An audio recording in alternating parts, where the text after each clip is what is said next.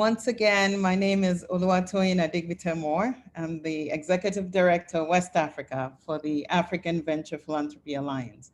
And I have the distinct pleasure to be the host slash moderator for this lunch today, and really excited to have my colleagues also join me today, including our researchers for this work. So without further ado, I just will let you know that for the agenda for today, I'm going to do the introduction, and then my colleague Rachel is going to talk about the background to the research and the key highlights. And just want everybody to know that, um, Rachel has done a yeoman's job of really kind of leading this effort from the beginning to the end, and also just staying up late in different time zones. She's in California right now, and so for her to kind of do the heavy lifting on this, I really want to take this opportunity on behalf of the executive team and the board of directors. Again, thank you, Rachel, for all your great job on this landscape study. And then after Rachel talks about the background and the highlights, we will move to really kind of go deep into the research findings, which will be led by Karnika Yadav and Rachel Wangari, sorry, Rachel Wangari from IntelliCap. And then after that, in Yoruba, we say Balogun Lẹ́yìn Obìnrin, which means the fighter behind the women. We will have our CEO, the fighter behind the women, because all people that surround him are women, and the executive team. We'll have our CEO, Dr. Frank Aswani, kind of talk about, what's next in terms of recommendations from the research. And then we will open it up to you to join us in asking questions, giving comments, and really to kind of have you hear your voices as we move forward. So without further ado, um, I'll move on through the introduction. For those of you who don't know, AVPA is a Pan-African network of social investors. And what we call social investors are um, organizations that really fall within all the different buckets that includes foundations, corporates, family offices, impact fund managers, PEs and VCs, angel networks, governments, international NGOs, and just donors in general. And we call all of these investors who serve across this continuum of capital that we talk about, the fact that they deploy either financial or, or non-financial. And the financial includes grants, debt, equity, or even blended finance. And then the non-financial includes the human and the intellectual capital that are deployed um, to support, the organizations such as impact businesses or sustainable businesses, nonprofits and social enterprises. And AVPA really fosters learning and collaboration. I like to use the word, partnership in terms of the power of partnerships to improve the flow of capital into social investments to achieve the SDGs across Africa. We all know that there's a huge financial gap. I think the latest numbers are between half a billion to 1.2 trillion. That's the funding gap that's needed to really kind of achieve the sustainable development goals. And we really believe that if we can at least start to improve the flow of capital from the private sector, that this SDGs, we could all kind of move towards achieving it, since we are in what we call the decade of action. And AVP is part of a global network. You would see on the in front of you that we have a partner and a sister organization in Europe called EVPA, European Venture Philanthropy Association. We have one in Asia, AVPN, and then of course in Latin America, that's Latin Impacto. And just so that all of us together, working together to foster local, regional, and global collaboration. And the continuum of social investment capital that we talk about is important to understand that social investors all seek social returns with varying expectations of financial returns. When we look at philanthropy, we can even include the unstructured African philanthropy way to your left, all the way to socially responsible investment to the right, with the philanthropy part looking for impact first, with the impact investment in the middle looking at impact finance parity, and then to the right, finance first, in terms of looking at profit first.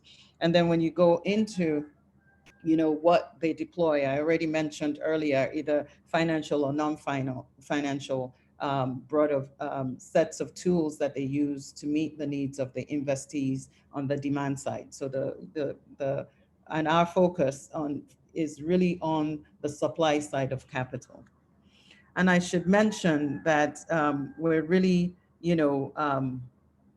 lucky to have with us, or should I say today, as we are launching this program, this research work. It is also important to mention that this is the global day that celebrates women's entrepreneurship globally. So before this meeting, I was part of a collaboration with SME&G and the Bank of Industry here in Nigeria, and the Central Bank of Nigeria, to really celebrate Women's Entrepreneurship Day. And really important to look at when we look at our strategic goals and how that fits into that, is that, again, we want to foster, I keep collaboration, not just among diverse social investors in order to finance and achieve sustainable development goals, but also to really kind of ensure that these capital, whether it's financial or non-financial, is deployed in a way that is effective, efficient, and actually meets the goals of what's going on ground.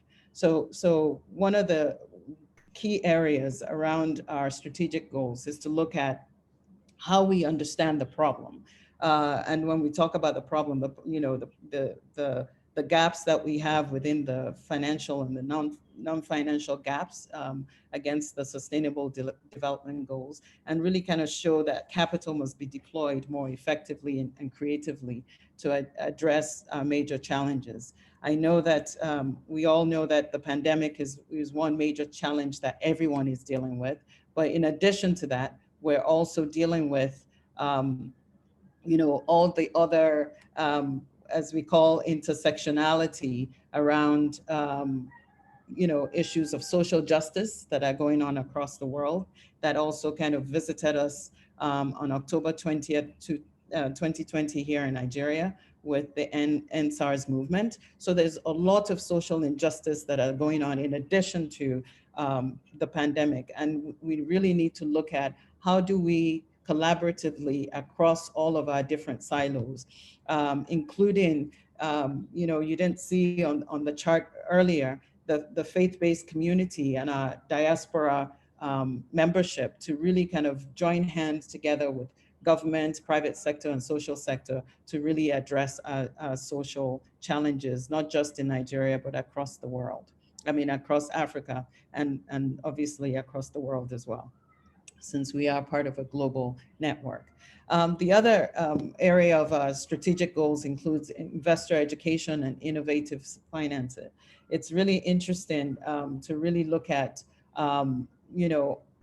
that in Africa, there's only one university. You might be interested to know that there's only one place that really kind of focuses on education on innovative finance. And that place is the Bertha Center at the University of Cape Town in South Africa. I hope I got that right, but I'm sure I'll be corrected. But I know that that's, it's in Southern Africa. That's the only place. So you can imagine if we can get more places of excellence all around us in Africa, in West and East, that are really kind of teaching and coaching around innovative finance and helping to demystify and standardize innovative finance. again, our world will be a better place. And definitely we'll start seeing some gains around all the sustainable development goals in Africa. The third strategic goal of ours is championing catalytic grant making.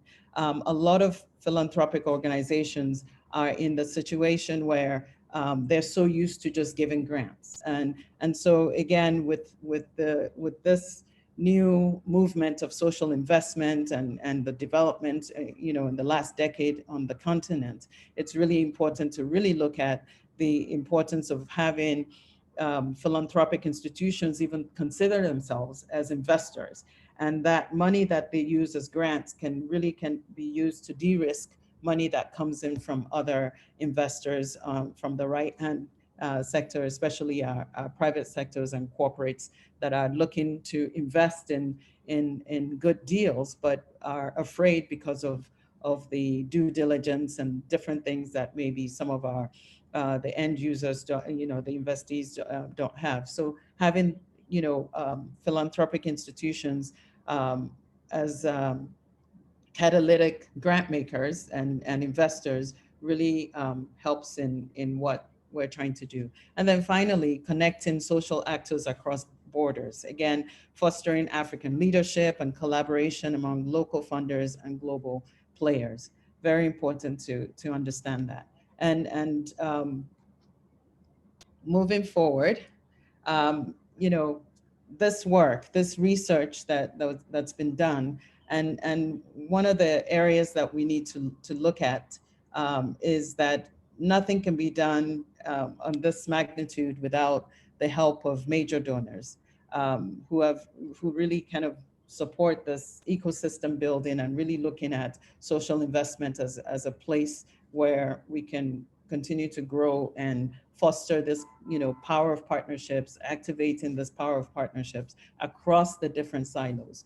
And I think that's also the uniqueness of AVPA, to bring people out of their silos and to really kind of, encourage the co-investment that could happen. So we are very grateful to the Rockefeller Foundation, to the Social Capital Fund, to the United States African Development Foundation, and we have one anonymous donor that, at this point does not want to be recognized by their name, but, you should know that we've gotten, at least 4 supporters for this research work that I think is important to mention.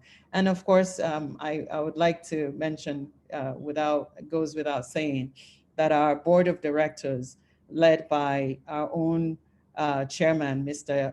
Olayemi Cardoso, who's also on this call. Just want to thank him for his leadership and his support, and looking forward to, again, getting this research for you to engage with us in conversation on about this research and some of the information or highlights that came out of it. So with that, I'm going to turn it over to our my colleague, the woman that kind of grabbed this by the horn and said, I can make this happen with all of your support. So I want to thank Rachel for being here and to kind of take this on and talk to us about the background and the highlights from the report. Over to you, Rachel. Thank you very much, Diane. I think you have to stop sharing your screen so I can share Okay, mine. I will Uh, do that. Great. Sorry. Good morning, everyone. I am coming to you from California, where it is very early in the morning. So, David, I'm feeling you in Toronto. Time zones are really good fun when you're in this part of the world and working on. But really happy to be here with everyone today. So I just want to give you a bit of a background of the research. Diane has um, shared with you a lot of sort of what ABPA was thinking about as we went into this study. Um, and it was really born of looking at our approach to impact in the market. So the Sustainable Development Goals, everyone is familiar with these. If we look at these, we see a lot of stagnation in terms of progress against them across Africa. And it's the same in every region, actually. You see performance on a couple of core SDGs, specifically climate action, responsible consumption and production, but really poor performance on other very key areas, health and well-being, gender equality, even though we see a huge move toward gender lens investment in West Africa, clean water and sanitation. And so AVPA's view of the market is very holistic in terms of saying, okay, we've got these poor performing SDGs and we have a huge SDG financing gap. Where are we going to get the capital to fill this gap? It's something that people have been talking about quite a lot, and we're trying to sort of look at the SDG financing gap, look at different sources and pools of capital that could be brought to bear against it. So, traditionally we've got ODA, development assistance. Many countries are moving away from ODA, experimenting with new innovative impact investments. Where are we in trying to fill that gap and move away from ODA? FDI is also climbing, and tax, excuse me, is really still very low in most African countries, and so public spending on these development challenges is also quite constrained. And so this really asks the question, what do social investors do about this? And from an outcome-based perspective, there are the active social investors across the continent who are deploying capital that is moving us toward achieving the SDGs. Who are those investors? How much capital do they have? How are they deploying the capital? What are their investment strategies? What sort of financing strategies are they using? What sort of partnerships are they engaging in? Excuse me. How is that capital really concentrated across sectors and geographies? And when Rachel Wangari takes through the data in more detail, you'll see that there is a lot of concentration. And so there are some SDGs that get more funding than others. There are sectors and these countries that get a lot more funding than others. And so, when we start to look at those gaps, it's easy to know where APA and other enablers in the market can really work more strategically. They also look at how does the supply of that capital from different social investors stack up against demand. We think about making progress to the SDGs, there are a number of different actors implementing partners that do that on behalf of the investors. You've got social enterprises and impact businesses, but you also have nonprofits. And so the world of advancement in Africa, we find a lot of nonprofits are being left behind as well. So we try to look at all the different types of implementing partners and the types of capital that they need, and matching that with very diverse pools of capital coming from philanthropists, foundations, and family offices, corporate social investors, all the different types of players. So this study really just tries to provide a for where we are with capital, the demand for that capital, the enabling environment in which it's playing, and then some recommendations for how we can foster growth of this industry so that we can, continue moving toward achievement of the SDGs in every African country and in every West African country across it. So what did we find in this big baseline landscape? We found a number of active social investors across the continent and in West Africa. And find a lot of concentration in Nigeria and Ghana, but also activity in the other countries that were covered in this study: Senegal, Sierra Leone, Liberia, Ivory Coast. Over 250 active investors across these 6 countries. We looked at the different types of social investors that are active in these countries. You'll see that there is a real dominance, especially in Nigeria and Ghana, by sustainability aligned fund managers, or private equity, venture capital funds, private debt funds, incubators, accelerators, who are deploying capital into sectors that are promoting the SDGs and sustainable growth. So you also see a lot of foundations across the region, and a mix of foundations that are based within West Africa and those that are based in North America and Europe that deploy capital in West Africa. but really, really a very strong diversity across all these different countries. And yet, despite that diversity, we see that donors still deploy, bilateral and multilateral donors still deploy the largest amount of social investment capital in the region far. If you look at that number there, 7.4 billion, that was just in 2018 that deployed that capital, whereas these other, CSS corporates, foundations, and sustainability aligned fund managers deployed those numbers across 2015 to 2019. So you also see a huge amount of capital coming into the region from development finance institutions. And so the way that that capital is structured really affects our ability to move toward achieving the SDGs in different countries because of the sources of the largest pools of capital and how it's structured. Despite that, we see, a strong growth in activity by these other social investors, and that's kind of why AVPA is here, is to promote this diversity and promote collaboration amongst these different actors so that we can see more diversity of how these funds are being deployed across countries. We looked in the study at quantitative data. We also looked at a lot of qualitative data in terms of the trends.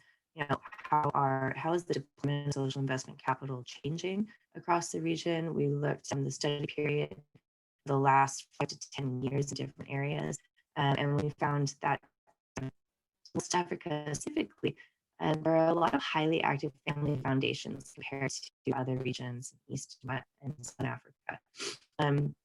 High net worth individuals in West Africa, of which there are many, are really engaged in institutional-based giving more so than some of their peers in other countries. So that's a really encouraging trend. You also see that the governments in West Africa, specifically in Nigeria and Ghana, are very active in the social investment space and innovative in the way that they leverage their finance. They do a lot of work on agriculture and SME finance, and they leverage quite innovative structures. So that's exciting to see and see them collaborating in those ways with other social investors. You also see that corporate social investment is rising in the region, but it's not limited compared to other regions. And see significant room for growth there with all the strong corporates that are operating across West Africa. Corporate quite important social investors driving growth in social investment in other regions, and are very standout example of corporates doing within West Africa, but a lot of room for growth there as well. We really see West Africa leading the way on gender lens investment. There has been proliferation of gender lens investment funds in the region in recent years, and a lot of significant philanthropic activities to support women and girls. You see diaspora remittances, I'm sure all of you know, are an enormous source of social investment capital. We don't always think about them as investment capital, but they outpace almost every other pool of funding in Nigeria and are an important pool of funding in other countries as well. And we're starting to see them being structured into diaspora bonds for strategic deployment. But that is a really exciting area for growth when we think about how to access larger pools of capital for social investment more broadly across countries and in various innovative ways. So that's something that AVPA is focused on looking at more as we go forward. I also see blended finance in the form of concessional capital and technical assistance used in the region as it is now across Africa. Specific to West Africa, we've seen a lot of tech-based crowdfunding and peer-to-peer lending platforms. And yet all of this supply is really not aligned well with demand because as we saw on the previous slide, a huge amount of the capital coming into the region is coming through DFIs, through donors, and through sustainability aligned fund managers. And much of that capital is coming through large funds and large transaction sizes that don't match well with the smaller enterprises and nonprofits that are seeking that capital. You see a very well-developed venture capital ecosystem in West Africa that really supports local founders, South and in East Africa, for example. But it's heavily concentrated on the tech sector. and on major cities and major markets. So again, leaving out a lot of other countries and more rural areas and other places that need social investment capital across the region. But finally, we're also really excited to see, as I said, the governments in West Africa being active players in this space. Policymakers are coming out with innovative new policies to support the industries, such as the social enterprise policy and CSR policy in Ghana, and the Startup Act in Senegal. So with that, I will turn it over to Rachel Wangari, who has been a superstar in leading this region and leading this study for IntelliCap, our research partners, under the excellent guidance of Kanika Yadav. So Rachel, over to you to tell us about the key findings from the study. Thank you, Rachel. Stop sharing the screen. Yeah.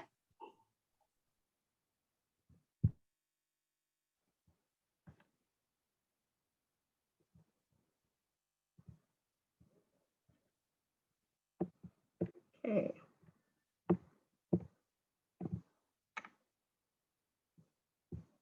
So as my slide comes up, I'd like to first thank everyone that has joined us for this presentation today, as well as all the people, all the stakeholders that we bugged several times for meetings, and they graciously agreed to give us their time and insights.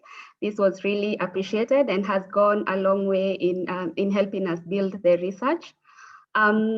So I'll begin by presenting the insights that we found across various social investor categories that we were looking at in terms of their trends in sector preference and how they are actually deploying their funds.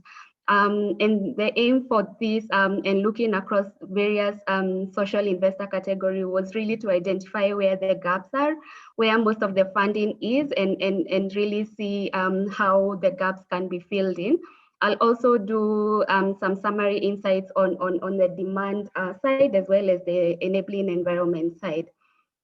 Just starting from the social investor categories that we considered, one of them was donors, and donors remain the largest providers of development capital in the region. And the region has received the second highest donor capital from East Africa. As Rachel showed earlier, there was a slight increase in ODA between 2013 and 2018 compared to the other regions that we are looking at. So well, there was a 4% increase in West Africa. In East Africa, there was a 2% decline between the same period, while in Southern Africa, this was actually a very significant decrease of 20% between 2013 and 2018. But we do acknowledge most of these donor funding would be going to emergency response, as just as showcased by sectors of preference. So emergency response emerged as the second highest sector receiving donor funding. This is after health. And compared to the other regions, we saw this emerging as top only in West Africa, just showing that more of donor funding is going to aid and humanitarian support as opposed to development of key sectors. USAID accounts for the largest proportion for one of the largest proportion of funding, about 24%. And just looking at the USAID trends and seeing a 28% decline between 2018 and 2019, with further anticipated decline in the coming years, then that's a point of caution for the region in terms of trying now to look for alternative funding sources as well. It was interesting to see that donors are also supporting the entrepreneurial ecosystem through provision of catalytic TA funds, working through SFMs as well as DFIs.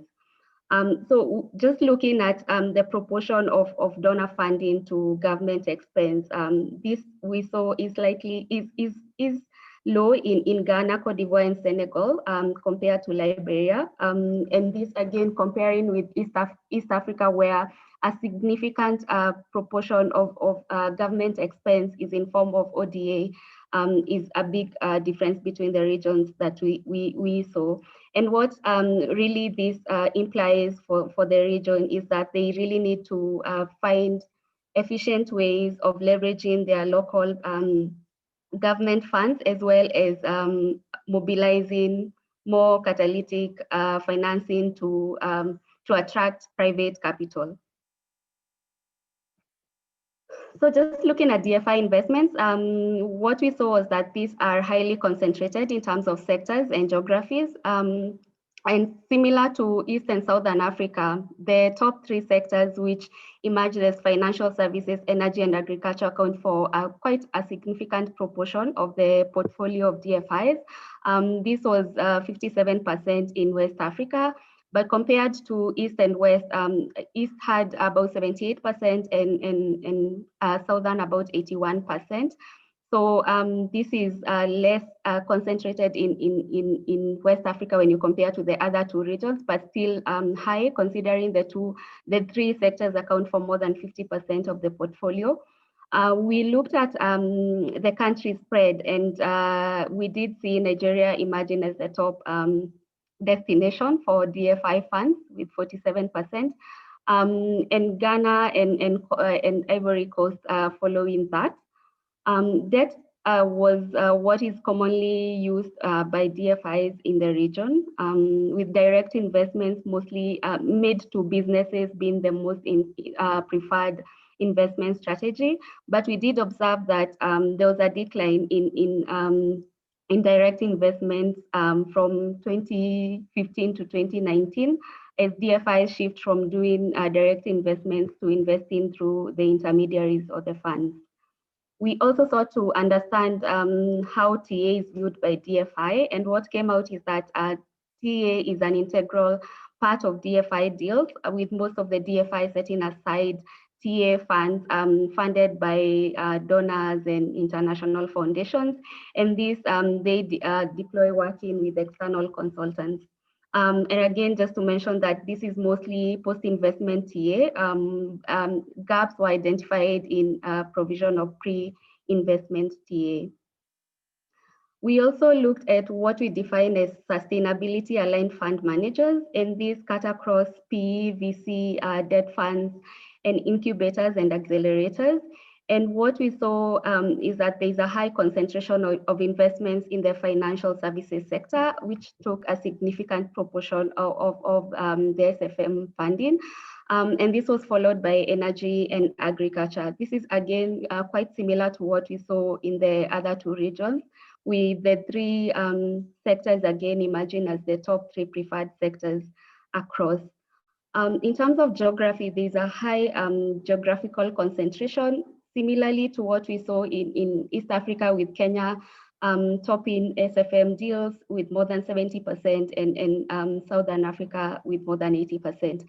So Nigeria accounting for 69% of the SFM portfolio, followed by Ghana and Ivory Coast. We didn't identify any deal in Liberia and Sierra Leone, but something that we also noted was that in Ivory Coast and Senegal, there were higher deal sizes deployed by SFMs when you compare to Nigeria and Ghana. We also tried to look at the deal sizes just to see where most of the funding was going to. And while most of the number of deals were deployed in early stage enterprises, there was a significant decline in the number of deals deployed between 500K and 1 million ticket size. And this is, again, not unique to the region. It's something that we saw cutting across, really showing the missing middle gap that has been sung about before across most of these regions. Again, we did try to see how SFMs view technical assistance, and most of them did mention that TA is a major component of their investment, and this, again, they also do post-investment, with most of the pre-investment support only offered by incubators and accelerators. Sources of capital remains international funders, but interestingly to note that in West Africa, government is also playing a key role in impact investments, where they are seeding SFMs as well as providing TA funds. We also did see a government fund that is investing into other SME-focused funds, as well as the Ghana Angel Investment Network that has been driven by a government, the Venture Capital Fund, which is government sponsored.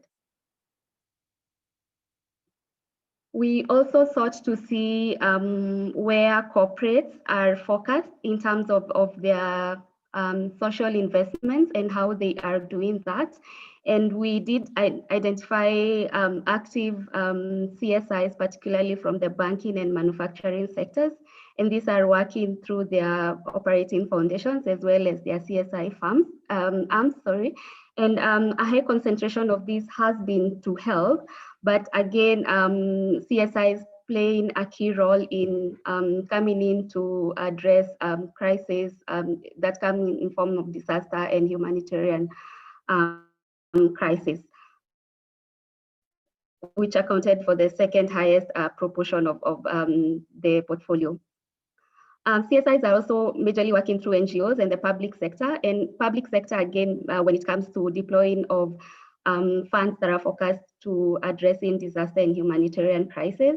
But also interestingly to see that CSIs are also working with social enterprises, deploying grants, but also low-cost debt to the same.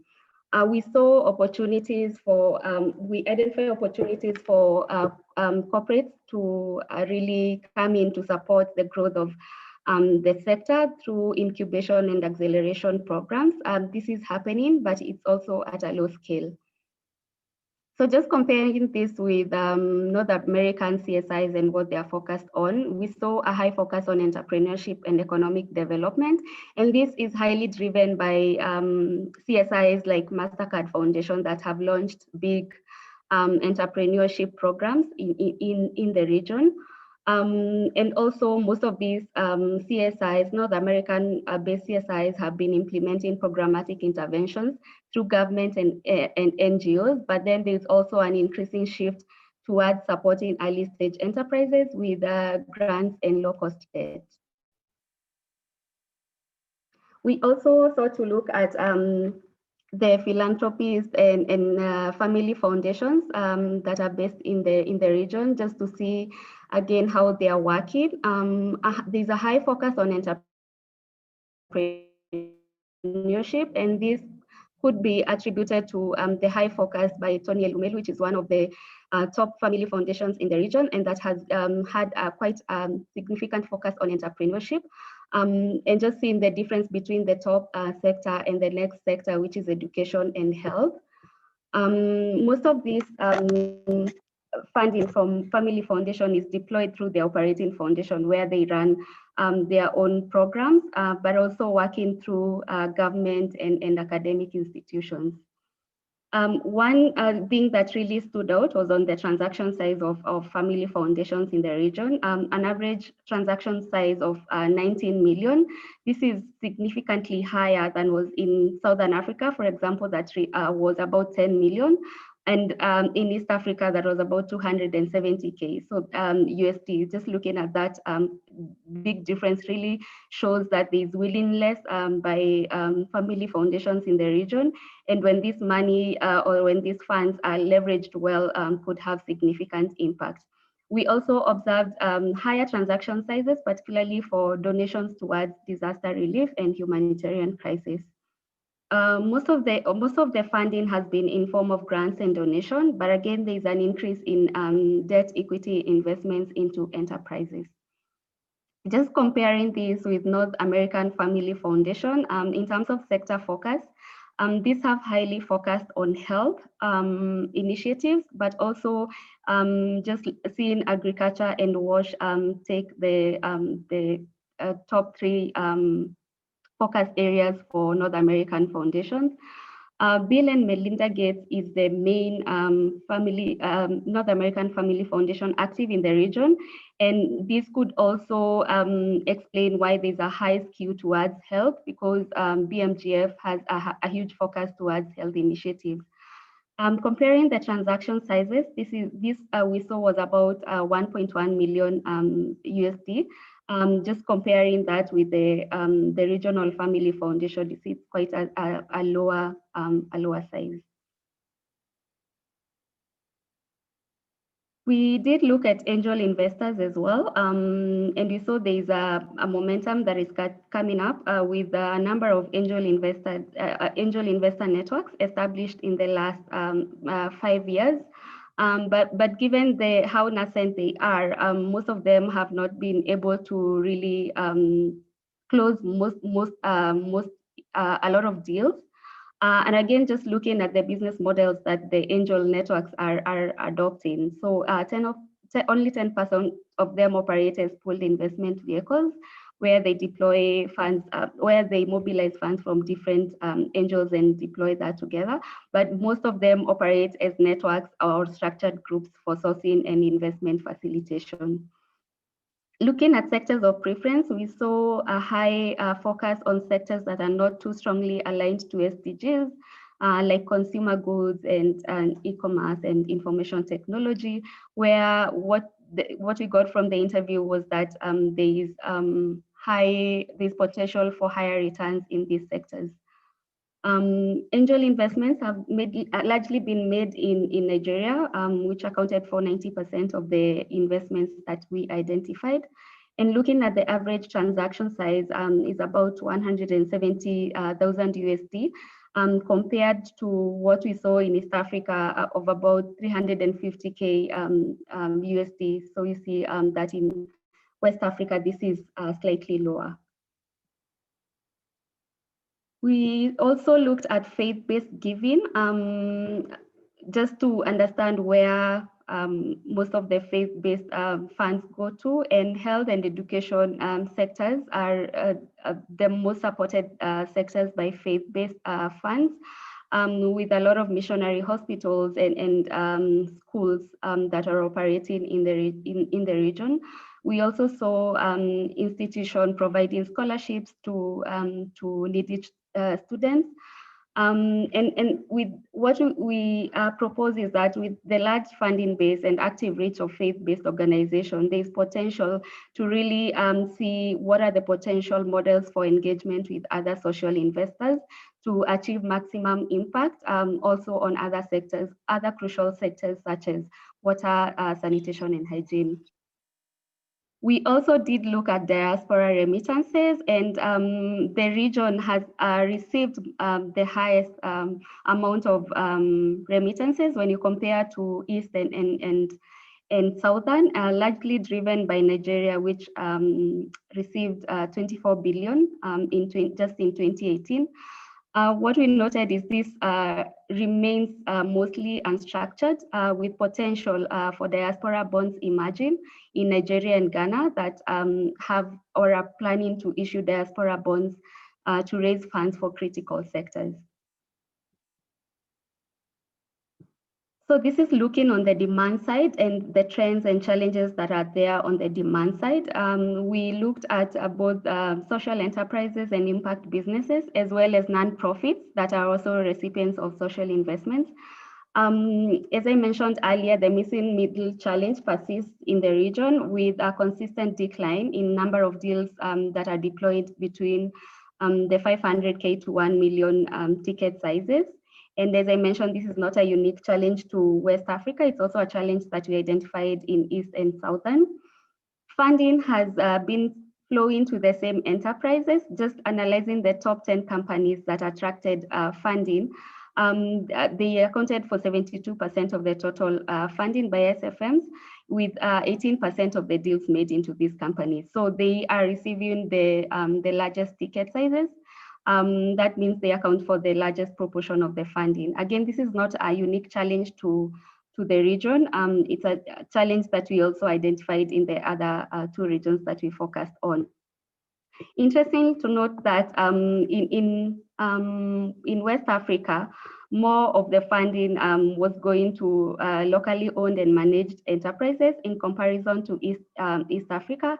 In Nigeria, for example, just 55% of the total funding went to locally owned entrepreneurs, when you compare this to East Africa, where in Kenya only 6% of total VC funding in 2019 went to local enterprises. And just looking at our database, we identified that the top 10 enterprises by value of investments were into locally owned businesses. Less capital flow into women businesses, again, not a unique challenge, a challenge that is there in East as well and Southern. Just looking at our deal database again, the top 10 enterprises that received SFM funding, only 2 of these had female co-founders. Of course, they are institutions that are already trying to deploy, trying to mobilize and direct more funding to this. And we acknowledge SME NG that is here and that were very crucial in the research, provided insights for this. Just looking at nonprofits again and the challenges that they are currently facing, they rely almost exclusively on international funding sources, donors and international foundations. Most of this is restricted to programmatic interventions with minimal funding directed towards capacity development. And just looking at how the shift is happening with dwindling funds, as well as the shifting strategies away from grant making towards impact investments, then there is a need to rethink funding strategies for nonprofits. And we saw some of them leveraging alternative sources such as crowdfunding and also adopting hybrid models where they have a commercial and a nonprofit arm. But really a lot of opportunities still remains to explore potential for venture philanthropy and other innovative financing models to leverage local capital, improve the efficiency of nonprofit operations, and secure sustainable funding for the nonprofits. We looked at the enabling environment as well for social investments, cutting across the policy and regulatory environment, as well as the ecosystem support. And looking at policies and regulations, Rachel did mention earlier that yes, there is advancement in terms of some recently launched policies, particularly in Ghana with the CSR policy and the social enterprise policy, but a lot still remains to be done across most of these countries in order to really boost the growth of the sector. In terms of incubators and early stage support, we did map a number of ESOs that are operating in the region. Most of these are concentrated in Nigeria, with a growing number, yes, in Ghana and Ivory Coast. But the challenge across all these countries is that most of this is concentrated in the the main cities, the urban areas, with little support to enterprises that are operating in rural areas and peri-urban areas. Again, most of them offer generic support as they are not sector specific. And most of this has been geared towards tech-based early stage enterprises. So businesses that do not adopt a tech model then have challenges accessing support. Accelerators and TA providers, we did see a gap in this, and this also could be linked to the missing middle gap that we've identified even on the social, on the financing side. So a lot more still needs to be done to establish affordable accelerators and TA providers and provide financing for the same. We saw an increasing number of networks and platforms that are focused on addressing the social investment challenges by bringing together different players. When looking at knowledge and research, this is one of the challenges that is there across most of the countries and most of the regions that we looked at, particularly when it comes to knowledge and data on philanthropy, venture philanthropy, and corporate giving. And this is an area that needs to be really looked at to promote the growth of the sector. Looking at philanthropy, ecosystem support, particularly for nonprofits and philanthropy, we saw a number of philanthropy forums and networks that are coming up to bring together different stakeholders to discuss and address challenges facing the sector. One area or one gap that we saw was on strategic philanthropy advisors. This is a unique category that we saw in Southern Africa, and that has really played a key role in strategically mobilizing and deploying philanthropy from both individuals and corporates. And we identified it as something that can be picked from by both players in West and East Africa. We do acknowledge that there are some institutions that are coming up, but this is yet to be fully adopted and implemented in the region. Just looking at how social or how impact is viewed by various stakeholders, or how impact is measured and managed. So we did identify that the SFMs, the DFIs, and international foundations are high on impact and how they measure this. They leverage the globally accepted standards, frameworks, and tools.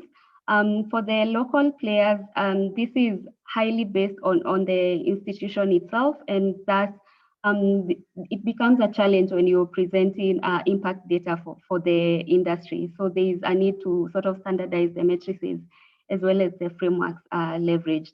But also a challenge that came out strongly was that most of the impact data collected is really not leveraged in terms of decision making.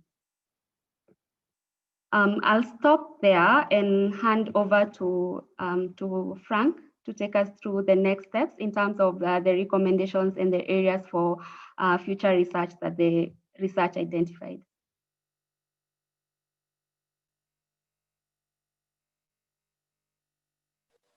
Thank you, Rachel. Can you all see my screen? Yes. Okay, awesome. Thank you. Yeah, so coming to the end of the formal part of the presentation, and please line up your questions in the chat, and would love to take them after this. So in terms of recommendations to from the study that looks at how we can continue to strengthen the social investment ecosystem in the region, here are some that I want to go through. First of all, I think we all recognize from what's been mentioned before, we don't have enough capital in our social development space. So we've got to be looking to see how we're going to crowd in private sector capital. And for that to happen, we need to promote the growth of catalytic pools of capital. And currently, the demand for this way far outweighs the supply. And this particular recommendation involves us working a lot more closely with grant makers in the region. And it's part of the work that AVPA is looking to do to see how we can help grant makers transition from being pure grant makers to also being catalytic investors in this whole impact space. The second point there talks about increased collaboration. And the good thing is that the region has demonstrated that governments can actually really play in this innovative financing space and deploy capital in a smart manner that enables us to crowd in more capital, as demonstrated in agriculture and the SME finance. But we need this to be done in a lot more other sectors, so we can spread the best practice into other sectors. So I think there's huge opportunity to do that. And the joy about this is that this could also go to inform how other regions bring governments into the social impact and innovative financing space a lot more creatively. The third point there talks about introducing innovative financing training programs for players and social investors across the continent who are deploying debt, grants, or equity. This was seen consistently across the continent from all our regional reports. And we have a very ambitious program at AVPA that we'd like to roll out on investor finance, investor education. So if there's a donor out there who wants to play with us and really create a transformational program on the continent, please talk to us after this. We think we can do the program that we're thinking to roll out can probably do to this innovative financing space what the cell phone did to financial inclusion on the continent. And in 6 months, we believe the program can deliver enough institutions to make Africa have the largest concentration of innovative financing institutions in the world.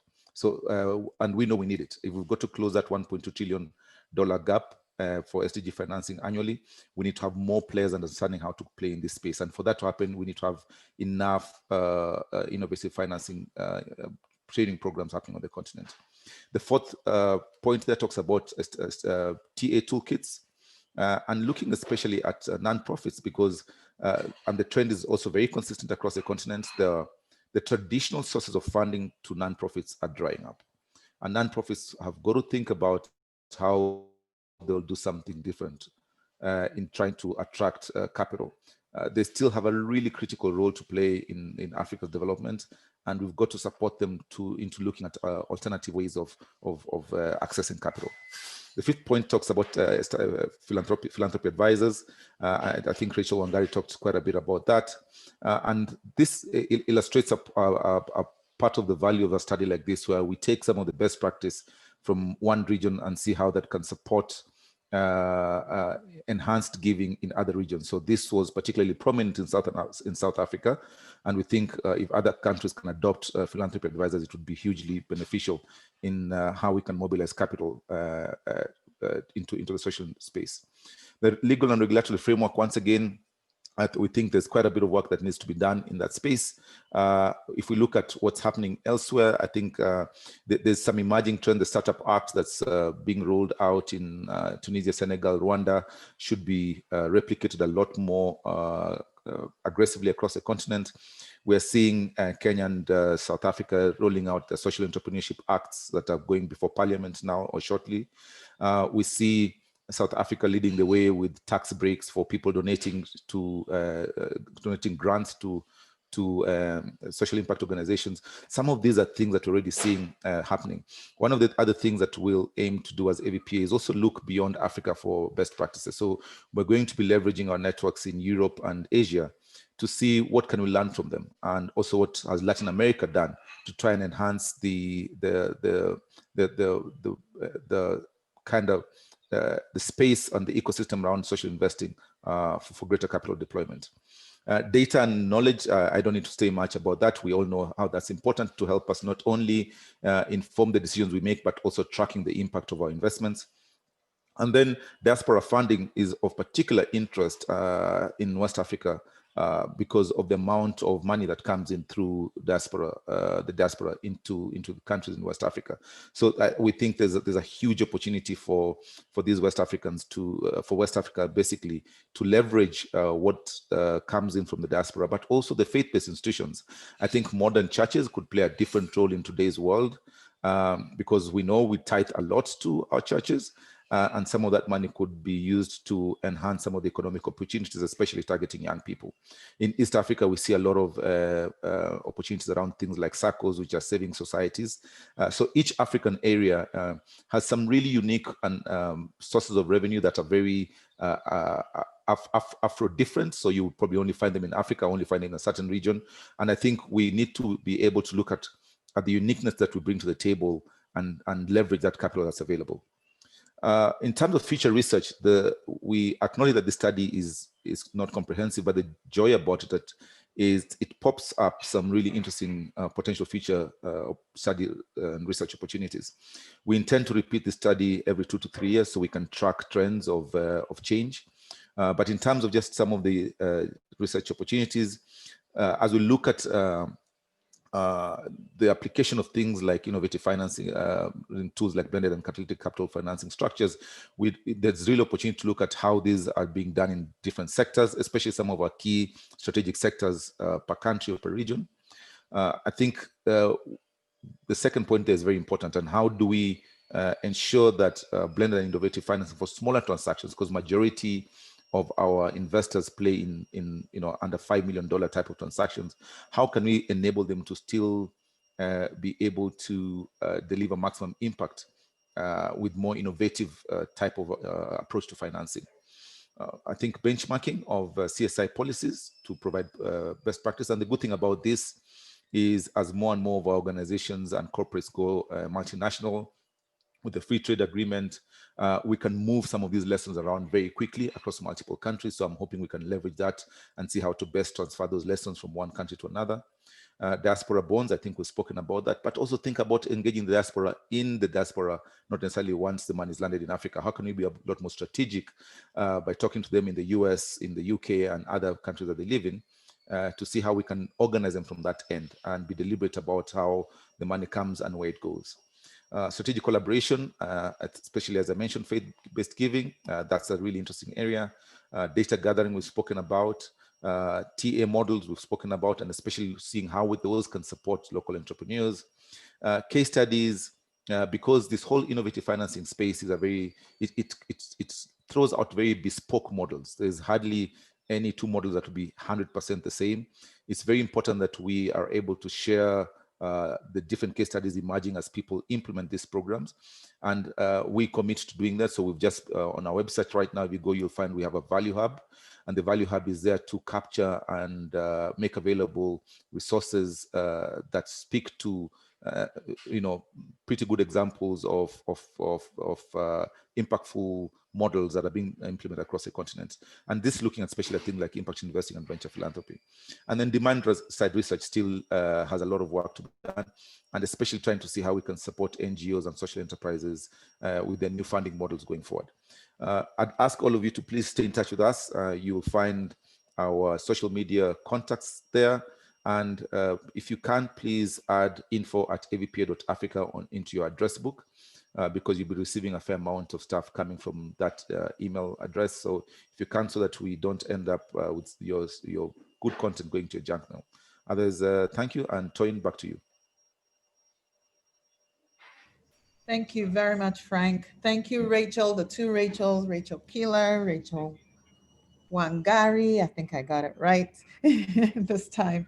And I just want to take us through the most exciting part of, I think, our day now is the question and answer and comment section. So I'm just going to go from the beginning of the question and see, and some of the questions were directed specifically at people, which makes it even easier for me to moderate. But some were just generic. And I think, Pauline, your question has been answered. Yes? You can quickly unmute yourself if it hasn't. Pauline. Yeah, my first one. I just posted a second one. Ah, okay. So then we'll come back to you. So let me go to the next question. David Kitsusa, Kitusa. Did your question get answered? Do you have an indication? The question was, do you have an indication of the split in percentage between the small ticket sizes of less than $1 million versus the ticket sizes of 1 million and above? And I think Rachel Wangari, you addressed that a little bit. But do you want to add a little bit to that before we move to the next question, Rachel? Yeah, sure. And thanks, David, for that question. So we did see, yes, a lot of deals that are going to ticket sizes below 1 million and could be attributed, particularly when it's deal sizes below 200K, because we included incubators and accelerators in SFM. So that could explain why there was a large skew towards the less than 1 million USD ticket size. But in terms of the value, this only accounted for about 5% of the deal value.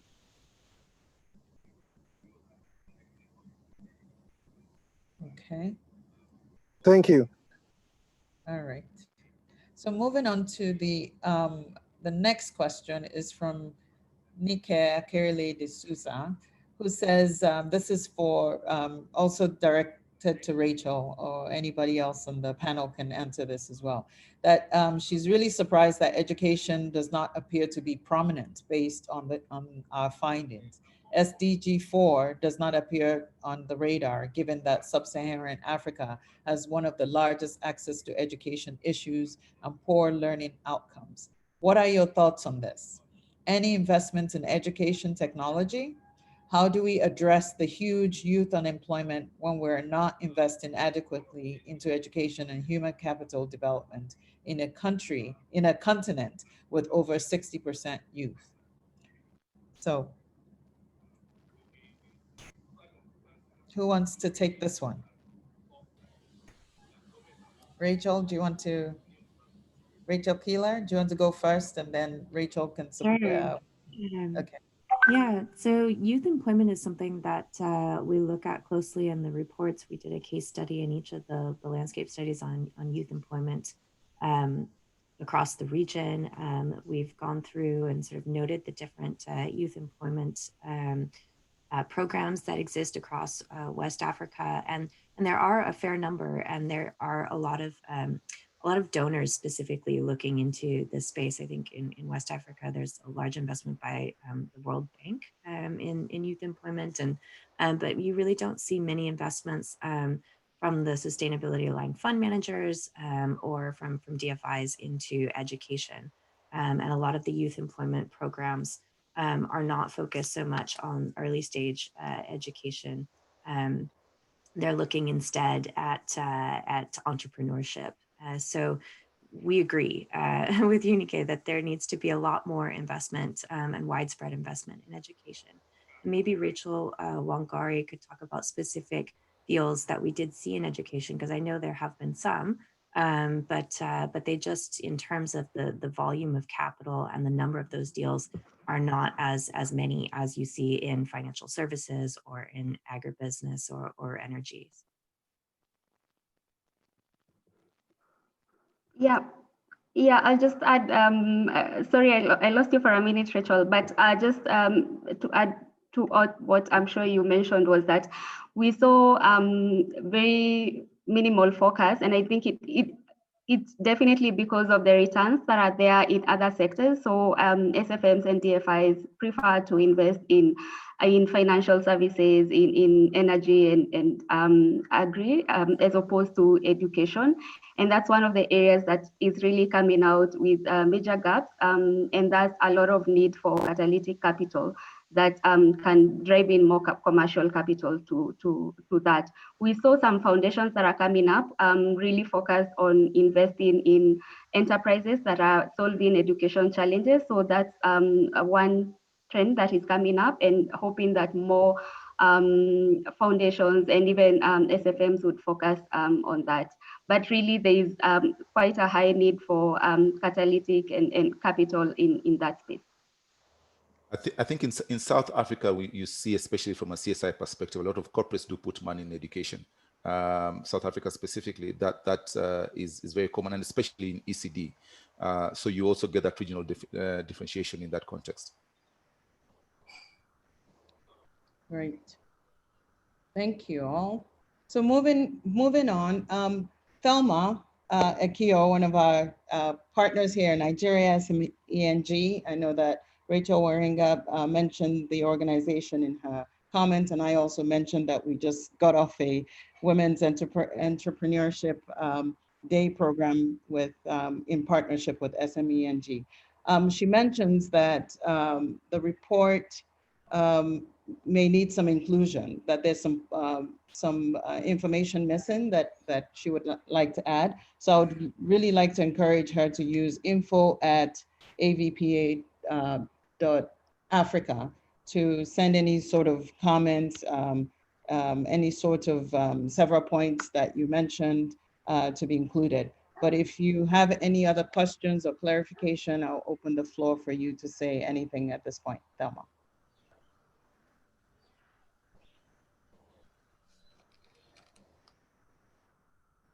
No, thanks, Tony. Congrats, Frank, and everyone at AVPA. Excellent report. My question was around, is this a validation meeting or a launch? Because if it's a launch, then maybe there's no point saying anything because the report is final. But if it's a validation meeting, I just, I have the report with me, so I went through and saw some areas that certainly, might need some information, and I'm happy to send my comments, as you've said, Toyin, but obviously it depends on what stage the process is at. That was really the question. Thelma, by all means, this is the beginning of what we hope will be a long-term process of doing research and finding pockets of opportunities over time. So please, if you have any comments, please send them to us. As I mentioned, we intend to repeat this study every 2 to 3 years. But in the meantime, should we find any opportunities that we can either drive more capital to or bring more players around, would love to do that. So any comments that are triggered from the report that you'd like to share with us, please do so. Thanks, Frank. I think it just makes it more inclusive, and then we can own it as well. I'm sure that's your intention. Absolutely. Thank you so much. Yeah, absolutely. It's not meant to be a static report by any measure. It's meant to trigger a continuous engagement of the broader social investment ecosystem. So we'd love to hear from you. Great. Will do. Thank you. Fantastic. Now moving on. Margaret Megan asked Frank directly, could you elaborate on what it means to promote catalytic capital, i.e. how can social investors be influenced here, and what might need to change in terms of their expectations, risk, tolerance, and mindsets? Over to you, Frank. Yeah, Margaret, that's a great question. So in terms of when you talk about promoting catalytic capital, let's just first of all go back to understanding why this is necessary. As we mentioned earlier, we don't have enough capital in the social investment space to meet our social investment financing needs. And so the only way we can do that to be able to close that $1.2 trillion gap that Africa is facing annually between now and 2030 is to look to the private sector. Now, the private sector, your capital markets are about $250 trillion. We just need $1.2 trillion of that. But the perception of the private sector of social investments is that they're too risky, they don't offer the right returns, or they're not, in many cases, investor ready. So we always hear the thing that there is more capital in Africa than there are investable opportunities. So what we need is capital that can be used to de-risk some of these social investments, and in some cases take some of the initial loss, and in so doing make some of them a lot more kind of attractive to private players. And that catalytic capital would generally come from grant makers, who would then offer this funding to social enterprises and other impact businesses. So once the program that need to be implemented have been done, they can be more attractive to the follow-on capital that is required. So the bridesmaids in this equation for us to really crowd in private sector capital are grant makers. So we need to get them to, first of all, understand the problem we're trying to solve.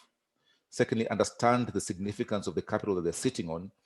And thirdly, understand how to play in this new space.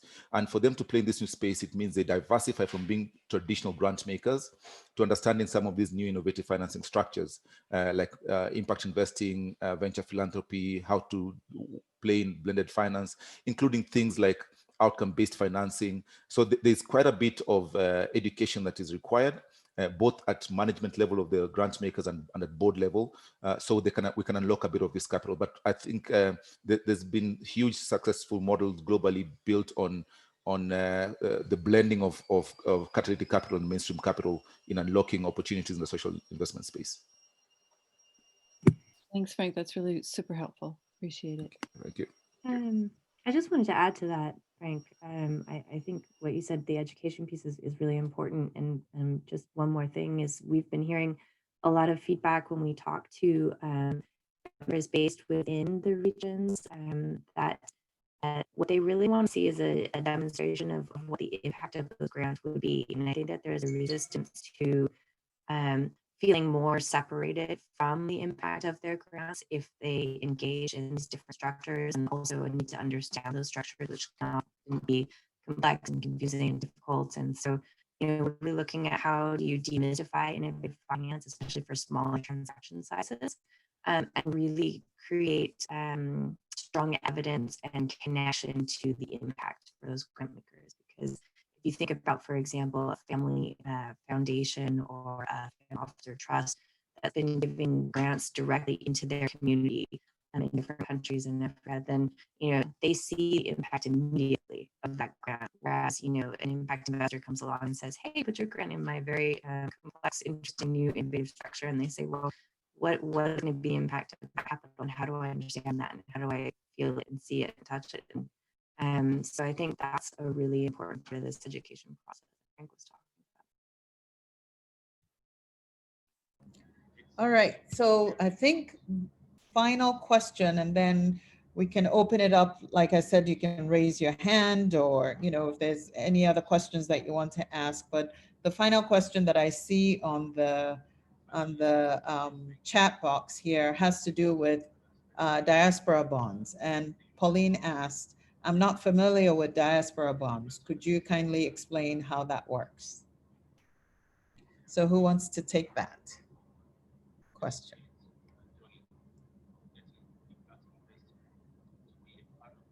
Rachel Bangari, right. do you want to? Fantastic. Yes. Can you hear me, Toyin? Yes, yes, I can. Go ahead. Yeah. So diaspora bonds are an instrument issued by government to raise funds from their diaspora community. It's similar to government bonds where government raise funding from their citizens and then pay back with interest. So it's some sort of instrument for just raising capital. I don't know whether that's clear enough. I've tried to be very simple. Very clear. Thank you so much. Okay. Fantastic. Does anyone else have any comments, questions at this point? Did you want to say something, Karika? Okay. Anyone else? Yeah, I think Toyin, just for everyone to recognize, just wanted to make it that this is we're just initially unpacking this to everyone, so you can have some Christmas reading. You know, when you go on Christmas holiday, this is pretty good reading, and we'll make the webinar videos available as well. Early in the year, we'll unpack this a lot more. We'll talk to you from a stakeholder perspective, and try and understand what are some of the challenges that the report brings out, or some of the issues that it triggers that you're thinking about, that we can help you address. And fundamentally, that's what we are hoping the report would do, is start encouraging different types of conversation that can help as an ecosystem for us to work at getting more capital flowing into Africa. So if there's anything that's holding you as an individual, as an organization, in being more impactful as a social investor, please work through this report, come back to us, and we'll be holding more conversations on the report from early next year. Thanks, Frank. So at this point, I will not. I'll be remiss if I don't use this opportunity. You know, while that we have social investors online, to really promote our DealShare platform, our agenda platform that are opening up right now for pilot, and it's in the pilot stage through the first quarter of next year. And the goal again is to really put into practice, or to kind of bring social investors together from across the different silos, and to encourage them to co-invest as much as possible based on the deals that they will bring onto these platforms and endorse as they bring the deals onto the platform. So you can bring as many deals as possible. I'm going to ask Rachel Keeler, if you don't mind, put in the link for the DSP on the chat box so everybody can see, and also for the gender, if we have it quickly handy, because I think it's important that everyone here knows that, again, the role of AVPA is to serve as that intermediary of bringing the supply of capital to meet the demand of capital, and our online platform has been set up to do exactly that, and to really kind of engage investors. So it's an investor-only platform, and you'll get to engage with other investors who are providing financial and non-financial capital across all the different sectors, even though we're looking at gender right now, and obviously any innovation that's coming up regarding COVID-19. You know, that those two areas are priority. However, other areas in terms of agriculture, in terms of renewable energy, education, all of those areas are just as important, and we need to bring it up. And of course, health, which is facing all of us right now. So please feel free to, download, click on this links that Rachel is putting on the website, so that we can have more social investors on our platform as we move forward, and at least test the concept of bringing people together and co-investing together for advancing social impact across Africa. And with that, I want to again thank everyone. If you don't have any questions, it's almost 3:30, and we want to make sure that we let you out on time for other things that you have yet this afternoon or this morning, given that we have people from Canada, from Michigan, and of course, East Africa as well, Southern Africa, all represented. So really thank everyone for your time, your participation. To our IntelliCap partners, really again want to express our gratitude for the good work that you've done in doing all this research. And to my colleague, Rachel Keeler, again, thank you for taking this and driving all of us and getting all of us involved to get us to where we are today, where we're now launching. This is the last of the launch. We did the global launch last week. We did the South Africa one. The East Africa launch was 2 days ago, and now the West Africa one is happening today. And as Frank said, any comments or questions that we need to augment the report, we'll add it to the report as we go on, and we'll do another full research in about two to 3 years to really kind of, again, bring to the surface all the findings, and hopefully we will see some changes based on some of the things that we've brought up and the recommendations and researches that will happen following this report. So with that said, on behalf of our board of directors, on behalf of our executive team with Frank as the leader of the PAC, I want to say thank you again for being here. And please, check out our events page and check out the newly redesigned website, www.avpa.africa. Thank you. God bless everyone. Have a great day.